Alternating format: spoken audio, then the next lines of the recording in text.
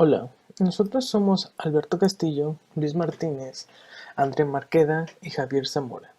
En esta ocasión, nosotros hablaremos y explicaremos un poco sobre Message Passing Interface, o también conocido como el estándar MPI. Enviar y recibir son los dos conceptos fundamentales de MPI.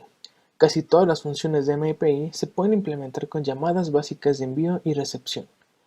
Analizaremos cómo usar las funciones de bloqueo de envío y recepción de MPI y también se describirán otros conceptos básicos asociados con la transmisión de datos usando este estándar. Fue en 1994 cuando el MPI Forum presentó a través de la Universidad de Tennessee un documento llamado MPI, a Message Passing Standard. Un año después, específicamente en junio de 1995, este fue actualizado. El desarrollo de MPI involucró a unas 80 personas de 40 organizaciones, principalmente en los Estados Unidos y Europa. La mayoría de los principales proveedores de computadoras simultáneas participaron en MPI, junto con investigadores de universidades, laboratorios gubernamentales y la industria. A lo largo de los años, este estándar ha tenido distintos cambios, siendo los más importantes en 1997 con MPI 2.0, 2012 con MPI 3.0 y 2015 con MPI 3.1, el cual consistía en pequeñas adiciones y correcciones de su antecesor MPI 3.0. Debido a la gran base de aplicaciones paralelas que dependen de MPI y la larga historia de la interfaz estable de este estándar, es probable que MPI continúe sin cambiar su API principal durante los próximos años. Al mismo tiempo, dado el panorama en constante cambio de la arquitectura HPC, podemos seguir esperando nuevas extensiones que admitan nuevas arquitecturas y paradigmas de programación paralela, como fue el caso de MPI 2 y MPI 3. Actualmente, el proceso de estandarización para MPI 4.0 se encuentra en funcionamiento. MPI 2 produce extensiones al estándar de paso de mensajes. Este no cambió el MPI, más bien lo extendió en las siguientes áreas: comunicación unilateral, administración dinámica de procesos, comunicación colectiva extendida, C++, en específico en los enlaces F90 y en las interfaces externas. Por su parte, el MPI 3 puede romper la compatibilidad con versiones anteriores en algunos casos. Sin embargo, la mayoría del código MPI seguirá siendo compatible con MPI 3, ya que está compuesto en gran parte por extensiones de MPI 2. Algunos de los mayores cambios con los que cuenta esta versión son: comunicación unilateral, añadiendo un soporte mejorado para modelos de memoria compartida; comunicación colectiva, añadiendo funciones de no bloqueo y colectivos de vecinos para especificar la topología del proceso. Asimismo, se agregó el tipo de datos MPI Count para definir grandes tipos de datos derivados contiguos. También una interfaz de herramientas MPI-T, la cual permite la inspección de variables internas del MPI. Igualmente, se agregaron fijaciones en Fortran 2018 y algunas funciones avanzadas que estaban en desuso en MPI 2 fueron eliminadas. Ya se habló de qué es, un poco de su historia y las versiones del MPI. Pero, ¿cuál es la estructura que deben seguir los programas? Pues bueno, todos los programas MPI deben contener la directiva del preprocesador include mpi.h. Este archivo contiene las definiciones, macros y funciones prototipo necesarias para compilar un programa MPI. Pero, antes de que cualquier otra función MPI pueda ser llamada, debe ser llamada la función MPI init, y esta será llamada solo una única vez. Los argumentos con los que cuenta son apuntadores a los parámetros de la función principal. Asimismo, permite a los sistemas realizar cualquier configuración especial para que la librería MPI pueda ser usada. Una vez que el programa ha terminado de utilizar la librería MPI, se deberá llamar a la función MPI Finalize. Esta función se encargará de limpiar los procesos que haya dejado el MPI sin terminar. Es así como la estructura final se vería de la siguiente manera. Ahora, este es un estándar de paso de mensajes, por lo que es pertinente definir lo que son. Estos constan de dos partes, datos y sobre. La transmisión de mensajes en los programas será realizada por las funciones del MPI, MPI Send y MPI Receive. El primer comando mencionado envía un mensaje a un proceso designado, mientras el segundo recibe un mensaje de un proceso. Estos son los comandos básicos para la transmisión de mensajes en el estándar MPI. Es así que para que el mensaje se comunique con éxito, el sistema debe agregar alguna información a los datos que el programa desea transmitir. Esta información adicional forma lo que se conoce como sobre. En MPI, un sobre contiene la siguiente información: el rango del receptor, el rango del remitente, una etiqueta o tag y un comunicador. Estos argumentos pueden ser usados por el receptor para distinguir entre distintos mensajes entrantes. La etiqueta o tag es un entero especificado por el usuario que puede ser usado para distinguir mensajes recibidos de un solo proceso. Gracias al MPI, este entero tiene garantizado poder ocupar desde 0 hasta 32.767. Por ejemplo, suponiendo que un proceso A se encuentra enviando dos mensajes al proceso B y ambos mensajes contienen un número flotante simple, siendo que uno de estos flotantes se usará en una operación mientras que el otro será impreso, es así que para determinar cuál es cuál, A puede usar diferentes etiquetas para los dos mensajes. Si B utiliza las mismas etiquetas al momento de recibir los mensajes, él sabrá qué hacer con cada uno de ellos.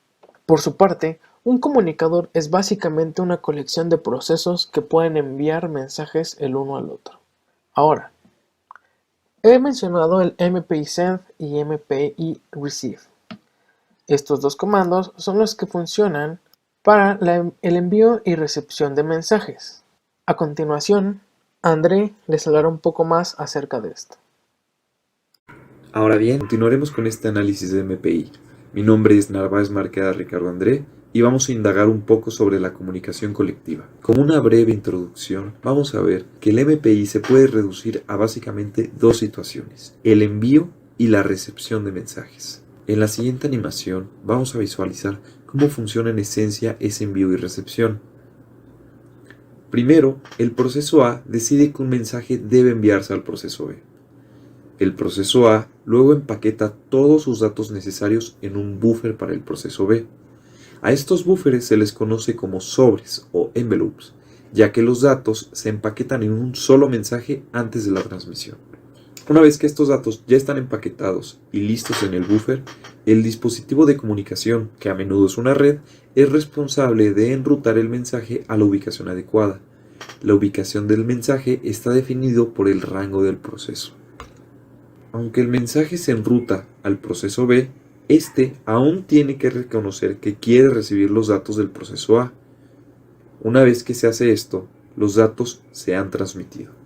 El proceso A entonces reconoce que los datos se han transmitido y puede volver a funcionar. A veces hay casos en los que el proceso A podría tener que enviar muchos tipos diferentes de mensajes al proceso B. En lugar de que B tenga que pasar por medidas adicionales para diferenciar todos estos mensajes, MPI permite a los remitentes y receptores especificar también las identificaciones del mensaje. A esto se le conoce como etiquetas. Entonces, cuando el proceso B solicita un mensaje con un cierto número de etiquetas, la red almacenará en el buffer los mensajes con etiquetas diferentes hasta que el proceso B esté listo para recibirlos.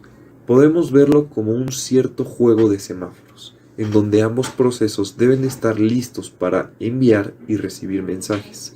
Esto lo definen los respectivos procesos, tanto el remitente como el receptor.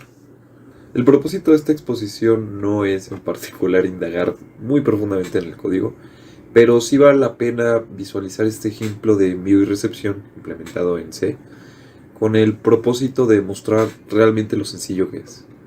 Entonces tenemos en pantalla dos segmentos de código, en este caso el superior MPI enviar, en este caso la llamada original sería send, pero es con propósitos didácticos traducirlo, y en el segmento inferior tenemos MPI receive. Cabe mencionar que las llamadas a MPI en distintas bibliotecas es muy similar. En este ejemplo en C, el primer argumento es el buffer de datos. El segundo y tercer argumento describen el recuento y el tipo de elementos que residen en el buffer. MPI send envía el recuento exacto de elementos y MPI receive recibirá como máximo el recuento de todos los elementos. Los argumentos cuarto y quinto especifican el rango del proceso de envío y recepción y finalmente la etiqueta del mensaje. El sexto argumento especifica el comunicador y el último argumento, en este caso únicamente para MPI receive, proporciona información sobre el mensaje recibido. Podemos ver que la implementación de MPI realmente no es muy complicada. Inclusive que lo estamos haciendo en un lenguaje como C, que muchas personas lo tildan de ser un lenguaje complicado, inclusive de demasiado bajo nivel, lo cual es una falsedad. Pero bueno, podemos ver que en este caso la implementación de MPI realmente no es muy complicada. Ahora, con respecto al segmento de código anterior, habíamos visto qué tipo de datos se va a enviar y toda esa parte de la estructura, porque al fin y al cabo no se manda en sí el tipo de dato que tú quieras como un entero, sino que tenemos que manejar su análogo en MPI.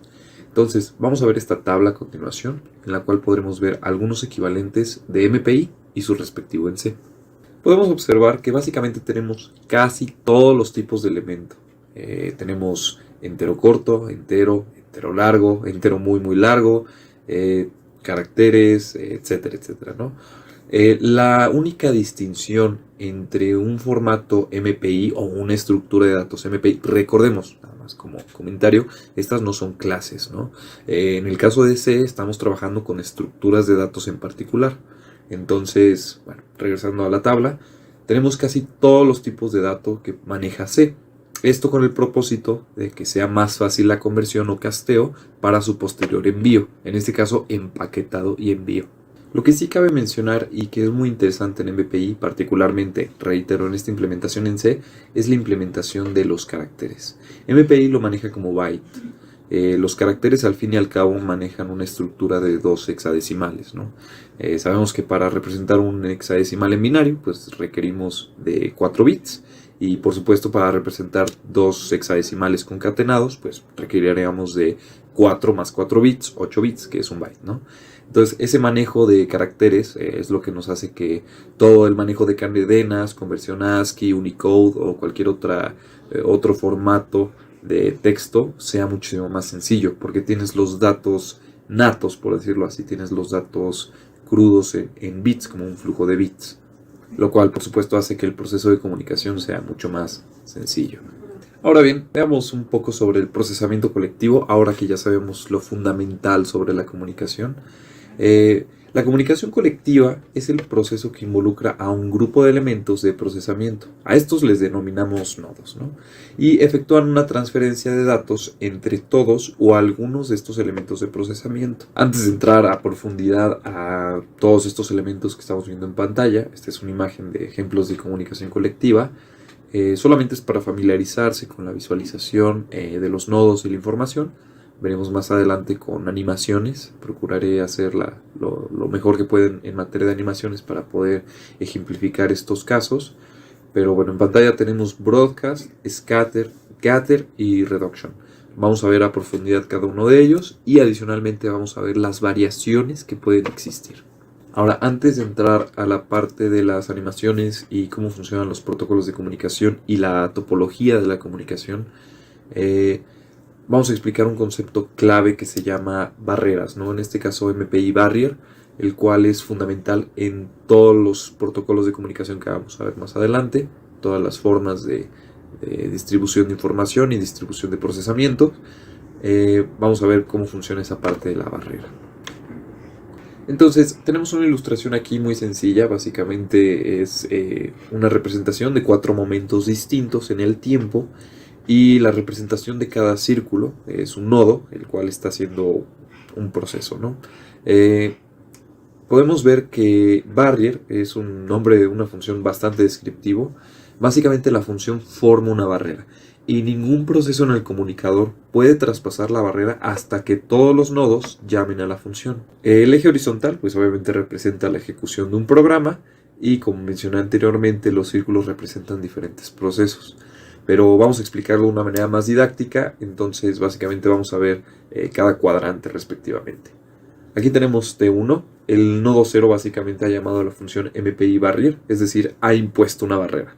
Entonces, los demás nodos, el 2, el 3 y el 4, continúan sus procesos hasta que reciben el mensaje de que se ha impuesto una barrera por el nodo 0. Ahora tenemos T2, los nodos 1 y 3 han llegado a un impasse, es básicamente un punto muerto, un punto de espera, hasta que todos los nodos en la red reporten que han llegado a ese punto, es decir, vuelvan a llamar a la función MPI barrier. En T3 todos los nodos se encuentran sincronizados. Básicamente este es un instante en el tiempo en el que todos han llamado a la función, pero todavía no continúan con su proceso, es decir, ya están sincronizados, pero todavía no continúan. Y finalmente tenemos T4, ¿no? Entonces en ese caso ya todos los nodos están sincronizados y pueden continuar con sus procesos correspondientes. MPI barrier puede ser útil para muchas cosas. Uno de los usos principales es la sincronización, como lo mencioné anteriormente, ¿no? Para que todas las partes de ese código paralelo puedan cronometrarse con precisión. Ahora sí, podemos entrar completamente en materia y vamos a ver cómo MPI implementa modelos de procesamiento colectivo, tales como Broadcast, Scatter, Gather, Reduction y unos cuantos más. Broadcast, realmente inclusive lo vimos en el curso, es un proceso muy sencillo de explicar realmente. Básicamente durante un broadcast, su traducción al español siendo transmisión, un proceso o un nodo envía a todos los nodos en una red un mismo dato.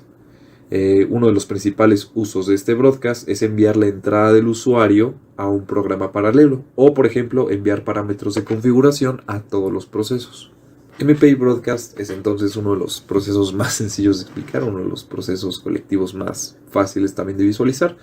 Podemos ver básicamente que su llamada inclusive es muy sencilla, vamos a verla aquí en pantalla. Reitero, no es motivo de esta exposición ver mucho código porque podríamos extendernos bastante en ello, pero básicamente todos los nodos hablan a MPI Broadcast y reciben la información del nodo raíz. En este caso, en nuestro ejemplo era el nodo 0. Vamos con el siguiente ejemplo, que es Scatter. Es una rutina colectiva muy similar al broadcast, pero implica un proceso que designa enviar datos a todos los procesos en un comunicador. La principal diferencia entre MPI Broadcast y MPI Scatter es pequeña, pero muy importante. Entonces, MPI Broadcast habíamos visto que enviaba la misma pieza a todos los procesos. Scatter básicamente lo que hace es enviar fragmentos, en específico podría ser por ejemplo de una matriz, a los diferentes procesos. Entonces en esta imagen se ve realmente muy claro cómo funciona Scatter. Básicamente fragmenta la información y la distribuye a los distintos procesos. En la ilustración podemos ver cómo se toma un solo elemento de datos de la raíz, que es en este caso el cuadro rojo, y lo copia a los demás procesos.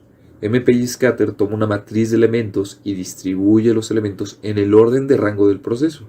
Así entonces, el primer elemento, en rojo, se va a procesar en el proceso 0. El segundo elemento, el verde, se procesa en 1. Y así sucesivamente. Aunque el proceso raíz, en teoría, contiene toda la matriz completa de datos, MPI Scatter solo copia el elemento apropiado en el buffer de recepción del proceso. Scatter entonces, reitero puntualmente, es la segmentación de la información y distribución a los distintos procesos. Ahora bien, con el siguiente ejemplo vamos a ver Gather. Entonces Gather, que es como coleccionar o intercalar, es el proceso inverso a Scatter. Entonces, en lugar de distribuir elementos de un proceso a muchos procesos, Gather toma los elementos de muchos procesos y los reúne en un solo nodo o un solo proceso. Esta rutina es extremadamente útil para algoritmos paralelos. Puede ser como clasificación o búsquedas paralelas. Entonces vamos a ver esta ilustración que tenemos aquí en pantalla. Podemos ver que en esencia lo que hacemos es, tenemos información fragmentada, esta puede ser información ya procesada, lista para ser intercalada, y esta se reúne en un solo nodo. Este nodo ya con toda la información puede ser, por ejemplo, la salida del programa y nos pone a la disposición la información. Ahora vamos a ver las variantes. Realmente esta es una que ya está implementada desde MPI 2.0 en todas sus versiones. Recordemos que MPI es un estándar, pero vamos a ver que es básicamente lo mismo, pero con una distribución distinta de información. Entonces, all gather, ¿no? Entonces, tenemos Gather, que era la recolección de información, pero la diferencia de esta es que una vez que ya se haya procesado, por ejemplo, la información y se vuelve a intercalar en un solo proceso, esta se vuelve a distribuir. Y entonces vemos directamente la analogía. Básicamente, ALGATHER es una intercalación y posteriormente un broadcast. Tenemos ya la información en un solo proceso y ese solo proceso la distribuye al resto de los nodos. Ahora vamos a ver la parte más compleja de MPI, que también conlleva un concepto bastante teórico detrás, que es la parte de programación funcional, cálculo lambda y todo lo demás. Vamos a ver qué es MPI Reduce. Entonces, MPI Reduce es un concepto clásico de la programación funcional, como había mencionado. La reducción de datos implica reducir un conjunto de números a un conjunto más pequeño mediante una función. Es la forma más sencilla de explicarlo, ¿no? Digamos que tenemos una lista de números, ¿no? Digamos que esta lista es de 1, 2, 3, 4 y 5. Reducir esta lista con la función suma produciría la suma de 1 más 2 más 3 más 4 más 5, ¿no? El resultado sería 15 entonces. De manera similar, por ejemplo, la reducción de la multiplicación produciría multiplicar 1 por 2, por 3, por 4, por 5 y el resultado final sería 120. Reduce en sí no es un concepto de MPI en lo absoluto. Como mencioné, y reitero, es muy importante, esta parte viene completamente de la de programación funcional y cálculo lambda. Pero podemos ver que es muy similar a MPI Gather. MPI Reduce básicamente toma una matriz de elementos entrada en cada proceso y devuelve una matriz de elementos de salida al proceso raíz. Los elementos de salida contienen el resultado reducido. Un dato interesante aquí es que Reduce básicamente es el concepto general, así como vimos que existe la función suma que reduce un conjunto a la suma de todos sus elementos. MPI ya tiene afortunadamente la implementación de varias operaciones, ¿no? Por ejemplo, max, min, sum, que es la suma, prod, producto, puedes realizar operaciones lógicas como AND, OR, XOR y demás. Y realmente han ido adicionando conforme aumenta el estándar, básicamente toda esta parte de programación funcional. Pero en general el concepto clave que estamos viendo aquí en pantalla es el uso de una función para reducir un conjunto de números en un conjunto menor a través de una función.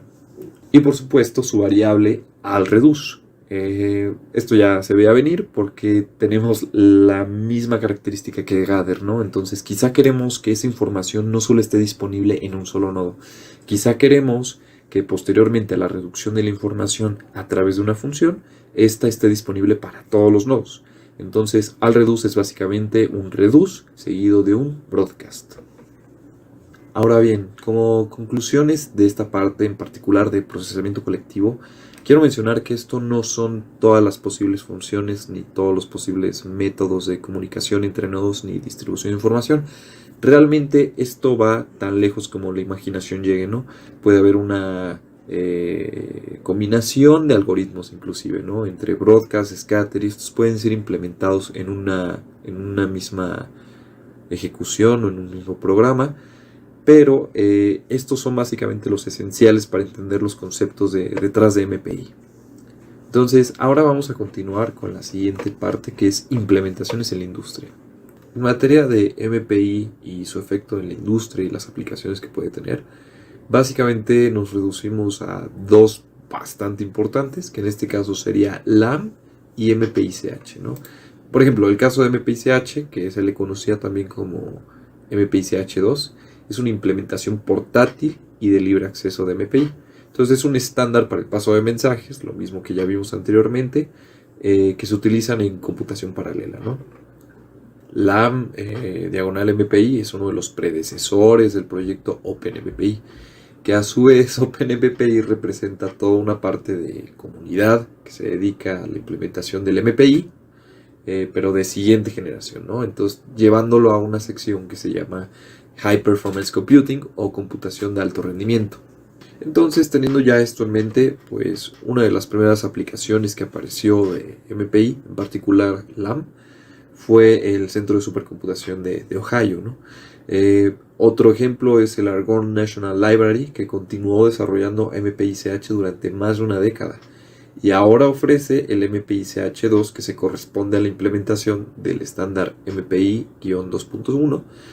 Como reitero, es un estándar, ¿no? Entonces todo esto se trabaja en función del estándar y se va aprobando en función de un consejo. Microsoft, otro ejemplo, ha añadido MPI al esfuerzo de sus Kit Cluster Computing. Esto fue en 2005. Y bueno, pues no hay que irse más lejos. Las distribuciones de Linux, muchas incluyen MPI. Puede ser la versión portable, MPCIH, o puede ser LAM, ¿no? Inclusive puede llevar las dos. Entonces, obtener las últimas versiones de MPI realmente conviene adquirirlas desde su centro de descargas, pero pues reitero, muchas distribuciones de Linux inclusive ya lo tienen precargado. Entonces, con toda esta disponibilidad, vamos a ver de manera muy breve qué lenguajes tienen realmente un soporte ya completo, o al menos una biblioteca dedicada con una comunidad enfocada en el desarrollo del estándar MPI. Vamos a comenzar por el más notable, Python, que en general tiene 4 que son realmente apoyados por la comunidad, que es PyMPy, PyPar, MindPy e inclusive el módulo científico Python, ¿no? Pues estos ya están diseñados para ser llamados a través de una simple importación, una declaración de importación y posteriormente la creación de un objeto tipo MindPar o tipo MPI, y de inmediato puedes comenzar a utilizar todos los procesos conectivos y la comunicación que te ofrece MPI. Ocaml implementa el Ocaml MPI, que es básicamente un subconjunto de las funciones de MPI, y es muy activo en la parte de la computación científica. Java tiene una historia un poco más trágica. Realmente hasta la fecha no se ha generado o no se ha desarrollado una biblioteca MPI realmente vinculante con todo el sistema. Ha habido varios intentos, entre ellos MPI Java, que era como una colección de envoltorios, pero finalmente escrita en C.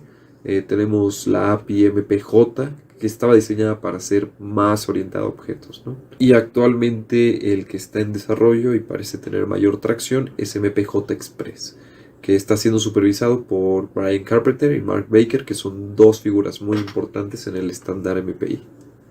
En el caso de .NET, Windows Compute Cluster Server utiliza el Microsoft Messaging Passing Interface V2, que es básicamente la implementación de Microsoft, ¿no? Inclusive se le menciona como MPI-MS, para la comunicación entre los nodos de procesamiento sobre el clúster de la red. Esta interfaz es muy interesante porque consta hasta de 160 funciones, ¿no? Fue diseñado, con algunas excepciones, abarcar el conjunto completo de MPI2 aplicado en MPICH2. Entonces hay una completa gestión en ese aspecto entre MPI y .NET. Y la API pues es orientada totalmente a objetos, por lo cual es muy fácil de utilizar para la programación paralela. Y pues bien, eso sería todo de mi parte. Agradezco mucho su atención. A continuación, mi compañero Javier continuará con esta parte de la investigación. ¿Qué tal? Soy Javier Zamora y continuando con el tema de agrupación de datos para la comunicación, en la actualidad, las máquinas o computadoras de última generación se ven enfrentadas al alto costo de recursos que requiere un envío de mensajes. Es por esto que se considera una regla general el tratar de enviar la menor cantidad de mensajes posibles. De este modo mejorará el rendimiento general del programa. En los diversos tipos de programas que existen, cuando se quiere distribuir datos de entrada, se envían, por ejemplo, A, B y C en mensajes separados. Esto puede ser por MPI Send, MPI Resp o MPI Broadcast.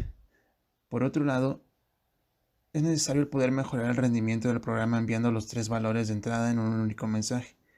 Para esto, MPI brinda 3 mecanismos para agrupar elementos de datos individuales en un solo mensaje. Estos mecanismos son el parámetro de recuento de diversas rutinas de comunicación, tipos de datos derivados, MPI Pack y MPI Unpack. El primero es el parámetro de recuento. En principio, se debe retomar y considerar que MPI Send, MPI Cast y MPI Reduce poseen argumentos de conteo y tipo de datos.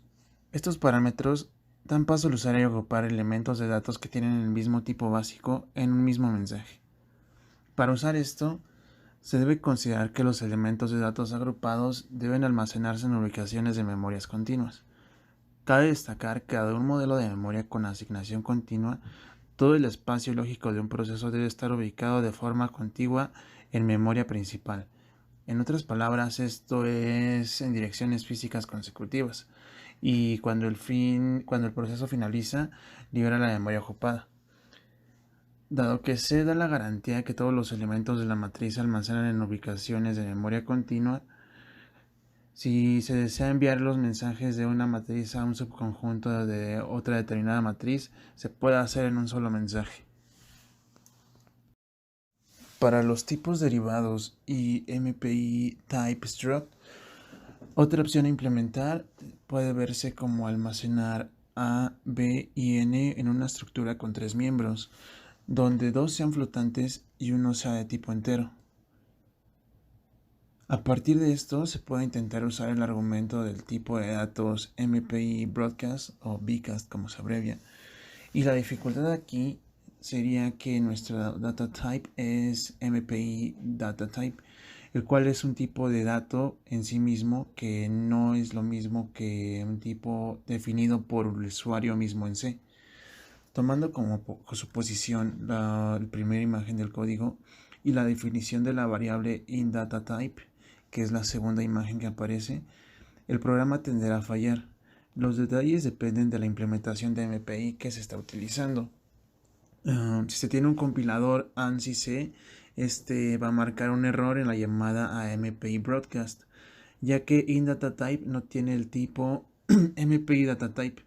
El problema de esto ocurre porque MPI es una biblioteca de funciones preexistente. En otras palabras, las funciones MPI fueron escritas sin conocimiento de los tipos de datos que el usuario define en el programa. En particular, ninguna de las funciones MPI conoce el tipo inDataType. MPI proporciona una solución parcial a este problema, lo cual puede dar paso al usuario a construir tipos de datos MPI en tiempo de ejecución. Y para construir un tipo de datos MPI, los tipos, types y las posiciones relativas especifican la posición de los tipos de datos y sus posiciones relativas en la memoria. Esto se le denomina tipo de dato derivado. Para construir un tipo de dato derivado, se debe hacer un llamado a MPI Type Struct. La estructura de esto es la siguiente. El argumento count es el número de elementos del tipo derivado. También es el tamaño de las 3 matrices array of block length, array of displacements y array of types. La matriz array of block length contiene el número de entradas en cada elemento del type. Así que si un elemento del tipo es un array de m valores, entonces su correspondiente entrada, array of block length, es m. El array of displacements contiene el desplazamiento de cada elemento desde el principio del mensaje y la matriz array of types contiene el tipo de datos de MPI de cada entrada. El argumento newType devuelve un puntero al tipo de datos MPI, creando por entrada MPI Type Struct. Cabe destacar que newType y las entradas en Array of Types tienen todas el mismo MPI DataType. Así que MPI Type Struct puede ser llamado recursivamente. Esto para construir tipos de datos derivados aún más complejos. Además, existen otros constructores de tipos de datos derivados. MPI Type Struct es el constructor de tipos o types de datos más general en el entorno de MPI. Es por esto que el usuario debe proporcionar una descripción completa y detallada de cada uno de los elementos del type. Si ocurre la situación de que todos los elementos que se requieren transmitir son un subconjunto de los intentos en una matriz, entonces no se debe necesitar proporcionar información tan detallada. Esto porque todos los elementos tienen el mismo tipo o type básico. Además, MPI brinda 3 constructores de tipos de datos derivados para hacer frente a diversas situaciones. Estos son MPI Type Contiguous, el cual es un constructor que crea un type derivado cuyos elementos son entradas contiguas en una matriz. El otro es MPI Type Vector. Esta clase de constructor se caracteriza por construir un type cuyos elementos son entradas de una matriz espaciada equitativamente. El tercero es MPI Type Indexed. Este constructor crea un type cuyos elementos son entradas arbitrarias de una matriz. Cabe destacar que antes de que cualquier tipo de derivado pueda ser usado en la comunicación, se deben confirmar con una llamada a MPI Type Commit. Algunos detalles de la sintaxis de los constructores son, como se puede ver en la primera imagen, es posible notar que MPI Type Contiguous crea un tipo de dato derivado que consta de elementos tipo old type. Estos elementos pertenecen a la memoria contigua de ubicaciones. En la segunda imagen se puede ver que en este segmento MPI Type Vector crea un tipo o type derivado el cual consta de elementos de recuento. Cada elemento tiene entradas blockLength de tipo ElementType stride. Esto es el número de elementos de tipo ElementType entre los elementos sucesivos NewType. Además, existe el empaquetamiento y desempaquetamiento, lo cual también recibe el nombre de pack y unpack. Las funciones MPI brindan un enfoque alternativo para agrupar datos MPI pack y MPI unpack. MPI Pack tiene la opción de permitir almacenar datos no contiguos en ubicaciones de memoria contigua y se puede usar MPI Unpack para copiar datos de un buffer contiguo a ubicaciones de memoria no contigua. Hablando de la sintaxis de MPI Unpack, como se puede ver en la imagen, se puede notar que el parámetro packData hace referencia a los datos que se van a almacenar en el buffer. Esto consiste en elementos inCount, donde cada uno cuenta con un tipo de datos. Por otro lado, el parámetro positionPTR es un parámetro de entrada o salida. En la entrada se copian los datos referenciados por packData en la memoria empezando en el buffer de direcciones más el parámetro positionPTR. Y en el retorno positionPTR hace referencia a la primera ubicación en el buffer después de los datos que se copiaron. El tamaño del parámetro contiene el tamaño en bytes de la memoria referenciada por buffer y com es el comunicador que usará el buffer. Por otro lado, en la sintaxis de MPI Unpack, como se puede ver en la imagen, es posible notar que el buffer de parámetros hace referencia a los datos que se quieren descomprimir. Esto consta del tamaño de bytes.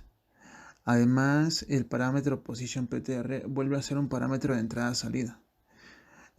Cuando MPI Unpack es llamado, los datos comienzan en el buffer de dirección positionPTR. Este es copiado en la memoria referenciada por UnpackData. Al regresar, positionPTR hace referencia a la primera ubicación en el buffer, después de que los datos se acaban de copiar. Y posteriormente, MPI Unpack va a copiar los elementos de recuento que tenga el data type en UnpackData. Por último, es importante decidir qué método utilizar. Si los datos que se requieren enviar se almacenan en entradas consecutivas de una matriz, entonces se deben usar los argumentos de conteo y tipos de datos para funciones. Este tipo de enfoque no implica gastos generales adicionales en forma de llamadas a funciones de creación de tipos de datos derivados o en llamadas a MPI Pack o MPI Unpack. Si existen una gran cantidad de elementos que no están en locaciones de memoria contigua, la construcción de un tipo derivado probablemente involucrará menos gastos generales. Esto a comparación de un enorme número de llamadas a MPI Pack y MPI Unpack. Si todos los datos son del mismo tipo y estos se almacenan a intervalos regulares en la memoria, entonces es muy probable que sea más fácil y rápido usar un tipo de datos derivado de lo que será usar MPI Pack y MPI Unpack. En adición a esto, si todos los datos son del mismo tipo, pero se almacenan en ubicaciones espaciadas de forma irregular en la memoria, es probable que sea más fácil y más eficiente para crear un tipo de dato derivado utilizando MPI Type Indexed. Por último, si los datos son heterogéneos y se envía de forma repetida a la misma colección de datos, entonces es más conveniente usar un tipo derivado, ya que la sobrecarga de crear el type derivado se incurre una sola vez, mientras que la sobrecarga de llamar a MPI Pack, MPI Unpack debe incurrirse cada vez que se comunican los datos. Esto deja el caso en el que se mandan datos heterogéneos una sola vez o muy pocas veces. ya que para este caso puede ser una buena idea recopilar información sobre el costo de creación de tipos derivados de datos empaquetados y desempaquetados, o sea, pack y unpack. Y también existen un par de casos en el que el uso de MPI-Pack y MPI-Unpack son los más preferibles. Primero, se debe tener en cuenta que puede ser posible evitar el uso de almacenamiento en el buffer del sistema con paquete, ya que los datos se almacenan explícitamente en el buffer definido por el usuario. Además, el sistema puede aprovechar esto notando que el mensaje de datos es MPI-Packed, o sea, MPI empaquetado. También se debe considerar que el usuario puede enviar mensajes de longitud variable empaquetando el número de elementos al comienzo del buffer. Muchas gracias, por mi parte sería todo. Ahora continuaremos con los comunicadores y topologías que maneja MPI. El uso de comunicadores y topologías hace que MPI sea diferente de la mayoría de los otros sistemas de transmisión de mensajes, pues hay que recordar que en términos generales, un comunicador es una colección de procesos que pueden enviarse en mensajes entre sí. En cambio, una topología es una estructura impuesta a los procesos en un comunicador que permite abordar los procesos de diferentes maneras. Una de las maneras en donde vemos reflejados los comunicadores es en el algoritmo del zorro. El algoritmo del zorro es un algoritmo que se ocupa para multiplicar matrices cuadradas de manera paralela. En dicho algoritmo suponemos que las matrices de factores A, que tienen subíndices IJ y B, subíndices IJ también, tienen orden n. También asumimos que el número de procesos P es un cuadrado perfecto cuya raíz cuadrada divide uniformemente n veces. En el algoritmo de Zorro, las matrices de factores se dividen entre los procesos de forma de tablero ajedrez, es decir, en bloques, como en así como observamos en la siguiente imagen, donde tenemos el número de procesos P, que van de 0 a 8 en este caso, y a su derecha tenemos cómo estaríamos segmentando las matrices A y B por sus segmentos IJ, en este caso A00, y también tenemos en el primer bloque AB00, en el segundo bloque A01 y también AB01. Y ya por ejemplo en la parte inferior derecha tenemos A22 y el segmento B22. Como podemos ver es una relación de 1 a 1 de IJ entre las matrices A y B. Con la descripción anterior, vemos que nuestros procesos como una cuadrícula Q por Q virtual bidimensional, y a cada proceso se le asigna una submatriz n por n de cada una de las matrices de factores. Más formalmente tenemos un mapeo del tipo, aquí como muestra la siguiente ecuación, phi que va de 0, 1 hasta p-1, da una transformación en el campo bidimensional ST, donde ST es un conjunto que va desde 0 hasta Q-1. Esto define nuestra cuadrícula de procesos. El proceso I pertenece a la fila y columna dadas por el inverso de phi en el campo RT. Además, el proceso con el rango X asume las siguientes matrices, en donde tenemos a la submatriz A, ST, y ahora a la submatriz B, ST, en donde cada elemento de cada matriz, en este caso por ejemplo A, en el elemento S lo multiplicamos por la normal de n y también en el subíndice T por la normal de n. Y así cada elemento vamos sumando 1, como en el siguiente que es AS más 1 por la normal de n menos 1. Y luego hasta el límite, que es el subíndice T por la normal n. Entonces, en este caso, ambas submatrices se construyen de la misma manera. Como tal, presentado lo anterior, ahora podemos explicar un ejemplo. En este caso, P es el número de procesos y vamos a tener que es uno de sus procesos. También tenemos la ecuación phi que fue explicada anteriormente, en donde el valor de x lo dividimos entre 3 y a eso también le tenemos que sacar el módulo de 3, de tal manera que vamos a terminar múltiplos de 3. Y al final n igual a 6, en donde decimos que la orden de la matriz va a ser 6. Entonces, con los parámetros que dimos en el ejemplo, podemos hacer la siguiente cuadrícula. En este caso, en la matriz A la podemos particionar en 9 procesos, como hemos dicho, solamente que va de 0 a 8. Y cada proceso tiene una submatriz de 4 elementos que va de 0, 0 hasta 1, 1 en su campo IJ. Y por último, también tenemos que es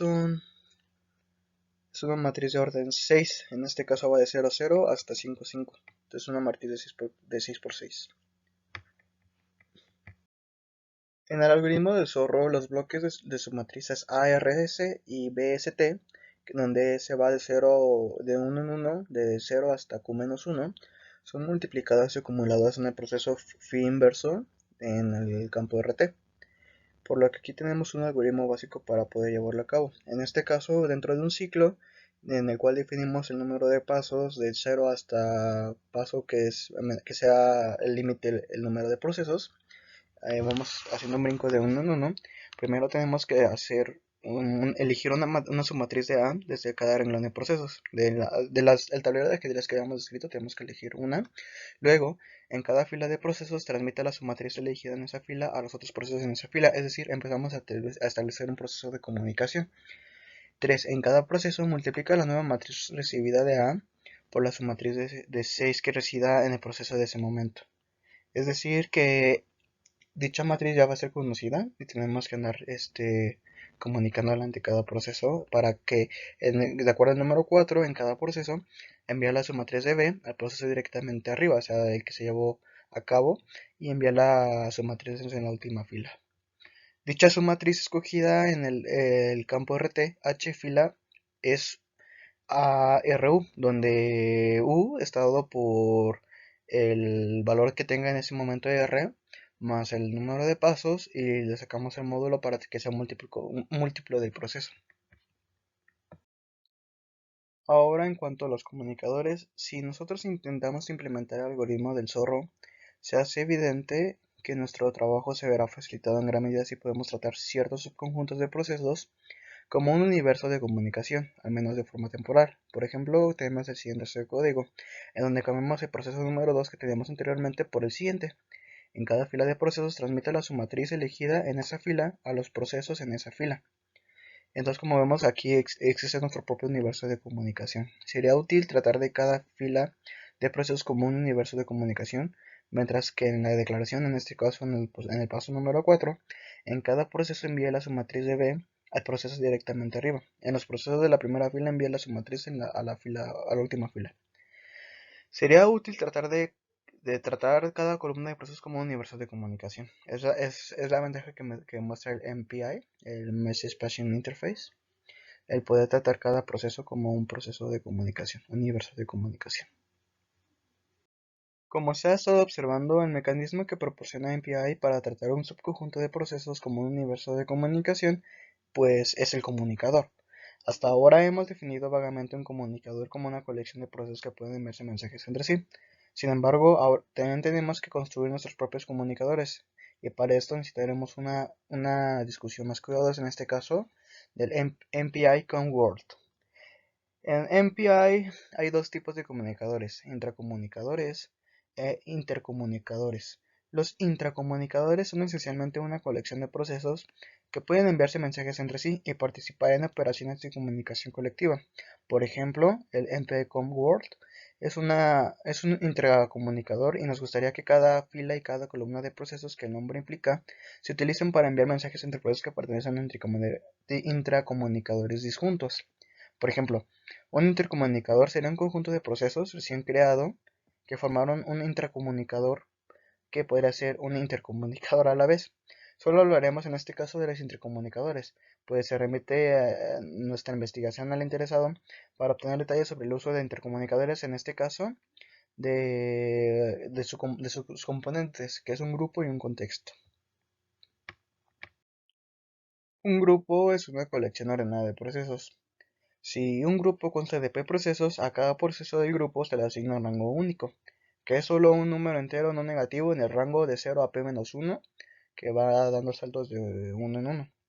Se puede pensar en un contexto como una etiqueta definida por el sistema que se adjunta a un grupo, por lo que dos procesos que pertenecen al mismo grupo y que se usan en el mismo contexto pueden comunicarse. Ese emparejamiento de un grupo con un contexto es la forma más básica del comunicador, pues se pueden asociar otros datos a un comunicador, además de que se puede imponer una estructura o topología a los procesos en un comunicador, lo que permite un esquema de direccionamiento más natural. Para cerrar el tema de investigación, daremos algunos comentarios finales sobre las ventajas de conocer el MPI, o también conocido como interfaz de paso de mensajes, las cuales permiten la estandarización de un proceso que trabaja de forma paralela, además de poder proveer una portabilidad en varios rubros, como lo son en multiprocesadores, multicomputadores, redes y algunos otros sistemas heterogéneos. Como se ha observado a lo largo de la investigación, también logra ofrecer buenas prestaciones, debido a la versatilidad del estándar al crear un número de procesos bien definidos, por lo que puede ampliar la funcionalidad de un sistema distribuido y, sobre todo, de forma accesible, pues cuenta con implementaciones libres como MPICH o LAM-MPI. Por último, se observó que los procesos que invoquen diferentes funciones MPI permiten iniciar, gestionar y finalizar procesos propios del estándar, que permite comunicar datos entre los procesos y realizar operaciones de comunicación entre estos mismos. Además, que permite crear varios tipos de datos arbitrarios como los presentados anteriormente. Todo esto para mejorar la implementación del sistema distribuido de forma paralela.